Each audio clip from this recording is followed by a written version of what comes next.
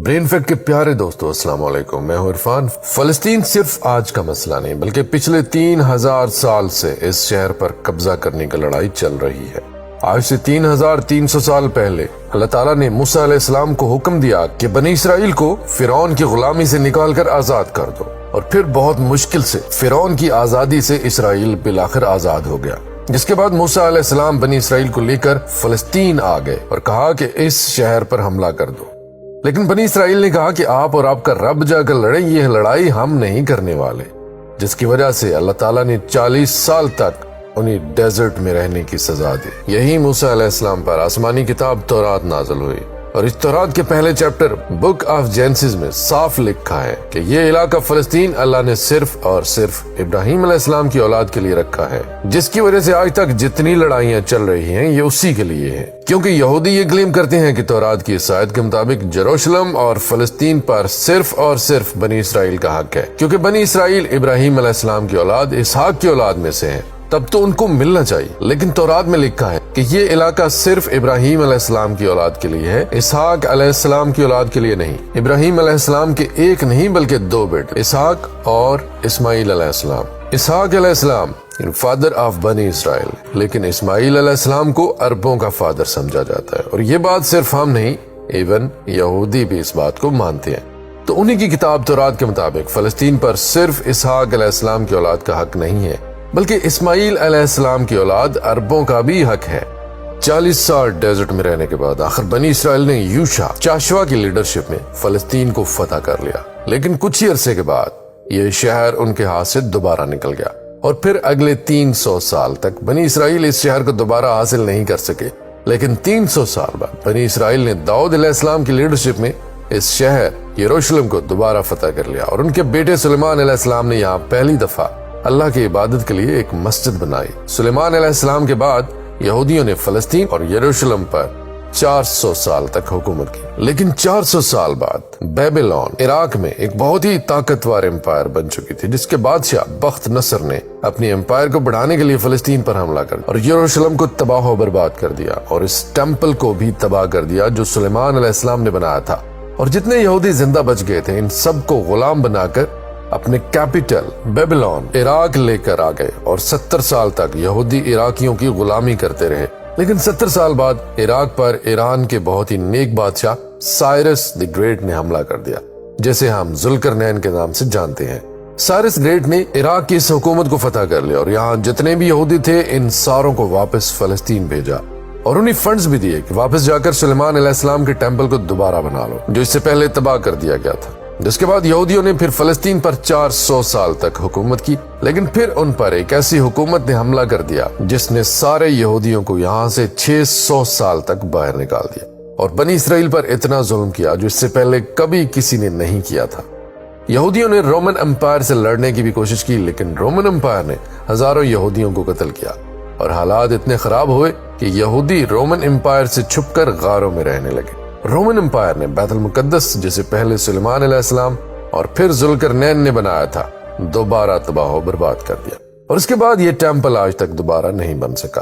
Roman umpire نے فلسطین اور یروشلم پر 600 سال تک حکومت کی، لیکن 600 سال بعد رومن امپائر نے ایک ایسی غلطی کی جو اسے کبھی نہیں کرنی چاہیے تھی۔ انہوں نے عرب میں بہت ہی تیزی سے پھیلتے ہوئے نئے ریلیجن اسلام پر حملہ کرنے کی کوشش کی، لیکن اسلامک ریلیجن اور خلافت اتنی تیزی سے پھیلتی گئی کہ کچھ ہی سالوں میں رومن اور پرشین امپائر دونوں کو فتح کر لیا، جس کے بعد حضرت عمر دنیا کے سب سے طاقتور حکمران بن گئے، جن کی حکومت الیگزینڈر دی گریٹ کے امپائر سے بھی بہت بڑی تھی۔ آخر مسلمان رومن امپائر کو فتح کرتے کرتے یروشلم کے دروازے تک پہنچے۔ رسول اللہ صلی اللہ علیہ وآلہ وسلم نے پہلے ہی کہہ دیا تھا کہ مسلمان ایک دن یروشلم ضرور فتح کریں گے۔ اب مسلمانوں کے پاس 2 آپشن تھے، یا تو یروشلم کو اسی طرح تباہ کیا جائے جس سے پہلے باقی بادشاہوں نے کیا تھا، اور یا پھر اس کا محاصرہ کر لے۔ آخر 6 مہینے کے بعد یروشلم کے گورنر سفرونیس نے کہا، میں یروشلم صرف ایک ہی شرط پر مسلمانوں کے حوالے کروں گا کہ مسلمانوں کے بادشاہ حضرت عمر خود آ کر مجھ سے ملے۔ تو خالد بن ولید رضی اللہ تعالیٰ عنہ نے سوچا کہ اب مسلمانوں کے امیر المومنین کو اس چھوٹے سے کام کے لیے کیوں ڈسٹرب کیا جائے، تو وہ خود حضرت عمر بن کر سفرونیس سے ملنے گئے، کیونکہ خالد بن ولید رضی اللہ تعالیٰ عنہ کی اپیرنس بالکل حضرت عمر جیسی تھی، اور دونوں کی ہائٹ بھی سیم تھی۔ لیکن وہاں پر ایک شخص حضرت عمر سے پہلے مل چکا تھا، تو انہوں نے کہا کہ یہ حضرت عمر نہیں ہو سکتے، تو مجبوراً خالد بن ولید رضی اللہ تعالیٰ عنہ کو حضرت عمر کو یروشلم بلانا پڑا۔ سفرونیس لگژری گولڈ اور سلور پہن کر، بادشاہی لباس پہن کر بالکل تیار ہو کے بیٹھا تھا، کیونکہ اتنے بڑے بادشاہ ان سے ملنے آ رہے ہیں۔ لیکن سفرونیس اور پورا یروشلم یہ دیکھ کر حیران ہو گیا کہ بادشاہ کا غلام اونٹ پر بیٹھا ہوا ہے اور بادشاہ بالکل عام کپڑوں میں پیدل چل کر آ رہا ہے۔ یہ منظر یروشلم والوں کے لیے بہت شاکنگ تھا، کیونکہ اس سے پہلے جب بھی کسی بادشاہ نے یروشلم پر فتح حاصل کی، اس نے اس شہر کو تباہ و برباد کر دیا تھا اور یہاں کی گلیوں کو خون سے بھر دیا تھا۔ لیکن اب یہ ایک بادشاہ آیا جو ان ساروں سے زیادہ طاقتور ہے، لیکن بغیر کسی فوج کے اور بالکل عام کپڑوں میں۔ ایسا اس سے پہلے کبھی نہیں ہوا تھا۔ حضرت عمر نے سارے ریلیجنز کو آزادی دی اور بغیر کوئی خون بہائے سفرونیس نے یروشلم کو حضرت عمر کے حوالے کیا، لیکن انہوں نے ایک شرط یہ بھی رکھی کہ مسلمان یہودیوں کو یروشلم آنے کی اجازت نہیں دیں گے۔ لیکن حضرت عمر نے اس کی یہ شرط نہیں مانی اور یہودیوں کو بھی بیت المقدس آنے کی اجازت دی، اور اس طرح پہلی دفعہ یروشلم ابراہیم علیہ السلام کے بیٹے اسماعیل علیہ السلام کی اولاد کے پاس آ گیا۔ اس کے بعد آلموسٹ 350 سال تک مسلمان، کرسچین اور یہودی یروشلم میں بالکل پیس اور امن کے ساتھ رہنے لگے۔ لیکن پھر 350 سال بعد کرسچینز نے پورے یورپ سے فوج جمع کر کے یروشلم پر دوبارہ حملہ کر دیا۔ اس وقت مسلمانوں کی آپس میں بہت لڑائیاں چل رہی تھیں، جس کا فائدہ اٹھا کر کروسیڈرز نے آسانی سے یروشلم کو فتح کر لیا، اور یروشلم فتح کرنے کے بعد مسلمانوں اور یہودیوں پر بہت ظلم کیا اور ہزاروں مسلمانوں اور یہودیوں کو شہید کر دیا اور سینیکوکس کو بھی تباہ کر دیا۔ اور ہسٹری میں لکھا ہے کہ کروسیڈرز نے یروشلم کی گلیوں کو مسلمانوں کے خون سے بھر دیا تھا، اور ایون مسجد اقصی کو بھی مسجد سے ایک محل یعنی پیلس میں تبدیل کر دیا تھا۔ یہودیوں کے عورتوں اور بچوں نے اپنی جان بچا کر اپنے آپ کو سینیکوکس میں بند کر لیا، لیکن کروسیڈرز نے ان سارے بلڈنگز کو آگ لگا دی اور ان کے بچوں اور عورتوں کو زندہ جلا دیا۔ اور یہ سب صرف ہم نہیں کہتے، بلکہ یہ اتھینٹک ہسٹری کا حصہ ہے جسے یورپینز بھی مانتے ہیں۔ اس کے بعد ان کروسیڈرز نے یروشلم پر تقریباً 90 سال تک حکومت کی، لیکن پھر 90 سال کے بعد مسلمانوں کے بہت بڑے بادشاہ سلطان صلاح الدین ایوبی نے پوری مسلم دنیا سے فوج جمع کر کے یروشلم کو دوبارہ کرسچنز سے چھین کر فتح کر لیا۔ اور اس وقت سارے کرسچنز کا یہ خیال تھا کہ اب صلاح الدین ہم سے اسی طرح بدلہ لے گا جس طرح ہم نے لاکھوں مسلمانوں کو شہید کیا تھا۔ لیکن صلاح الدین ایوبی نے بالکل حضرت عمر کی طرح سارے کرسچنز کو معاف کر دیا۔ ایون کرسچنز بھی اس بات پر حیران ہوئے اور صلاح الدین ایوبی سے پوچھا کہ جب ہم نے فتح کیا تھا تو ہم نے ہر مسلمان کو قتل کیا تھا، لیکن صلاح الدین ایوبی نے کہا I am not those men.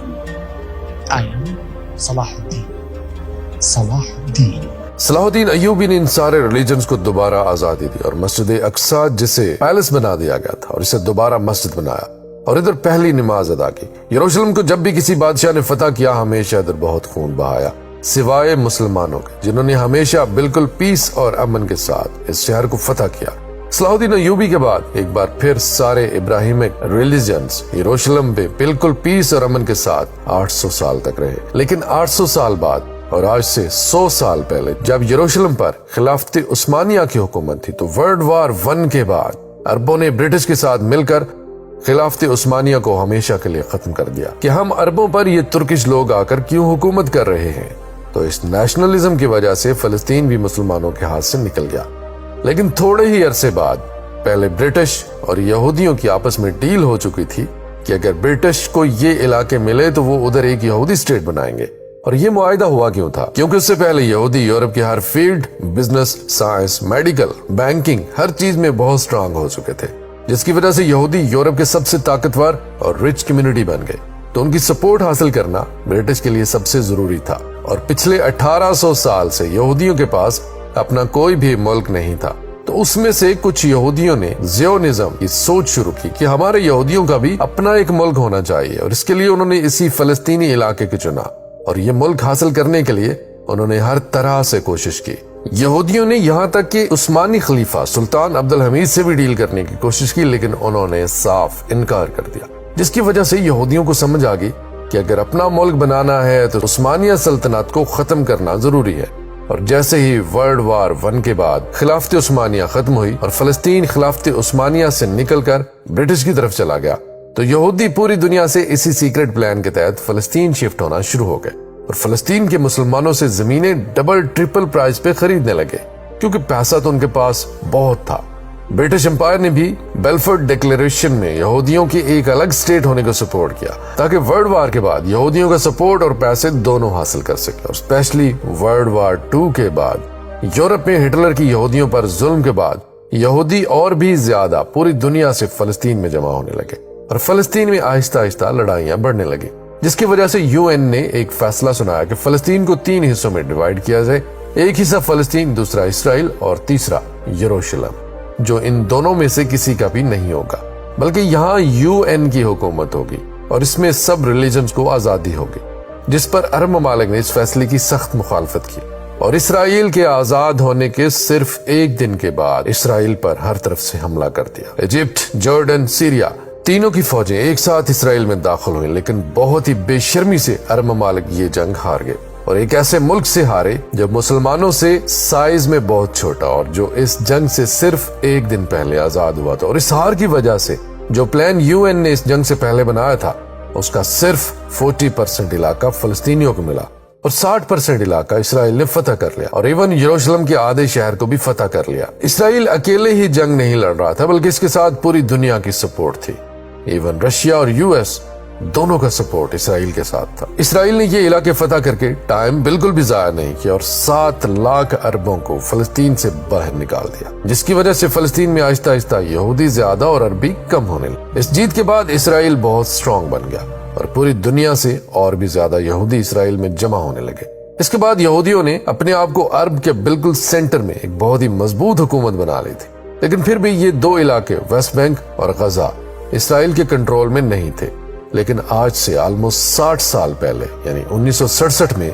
کچھ مس انڈرسٹینڈنگز ہونے کی وجہ سے یہاں جنگ ایک بار پھر شروع ہو گئی اور ایک بار پھر ایجپٹ، جارڈن، سیریا ورسز یہ چھوٹا سا اسرائیل، لیکن صرف 6 دنوں میں اسرائیل نے ان تینوں ملکوں کو ہرا دیا اور صرف 6 دنوں میں اسرائیل نے اپنا سائز 3 گنا بڑھا لیا۔ عرب ممالک دوبارہ اپنے سے ایک بہت چھوٹے ملک سے بہت بری طرح سے ہار گئے۔ یہ ایسے ہی ہے جیسے آج حبیب حزب اللہ سے ہار جائے، اور وہ بھی 2 مرتبہ۔ عرب ممالک کے 2 دفعہ اسرائیل سے ہارنے کے بعد ان کی عوام اپنے نیشنلسٹ حکمرانوں کے خلاف ہو گئی اور نیشنلزم قومیت کو چھوڑ کر ایک نئی سوچ کی طرف بڑھنے لگی۔ تو مسلم بردر اخوان المسلمون جو مصر کے ایک سکول ٹیچر حسن البنا نے بنائی تھی اور جو ایک پاکستانی اسکالر مولانا مودودی کے خیالات سے انسپائرڈ ہے، اس سے پہلے اخوان المسلمین کا عرب میں صرف مذاق اڑتا تھا، لیکن اس ہار کے بعد اخوان المسلمین نے عرب عوام سے کہا کہ یہ جنگ عرب کے مسلمان نہیں بلکہ یہ نیشنلسٹ ہارے ہیں جو صرف نام کے مسلمان ہیں، جس کے بعد عرب کی عوام اس نئی سوچ مسلم بردرہڈ کی طرف آئے۔ حماس بھی اسی اخوان المسلمون سے انسپائرڈ ایک گروپ ہے، لیکن اخوان المسلمون وائلنس کے خلاف ہے۔ اس جیت کے بعد اسرائیل نے ویسٹ بینک، غزہ اور یروشلم سب پر قبضہ کر لیا اور آج تک یہ سارے علاقے اسرائیل سے دوبارہ کوئی بھی نہیں چھین سکا۔